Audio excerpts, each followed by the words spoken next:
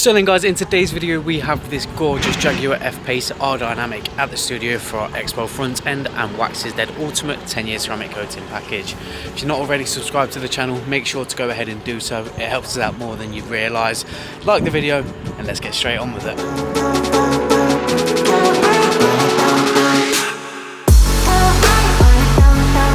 Well then, so you've seen plenty of times on the channel as decontaminating a vehicle, so here is a quick time lapse of the full process. All of the products that we use are a part of the NLD car care range and it is all currently 50% off, so if you are interested in stocking up on your detailing supplies, make sure to go ahead and check out nldcarcare.co.uk.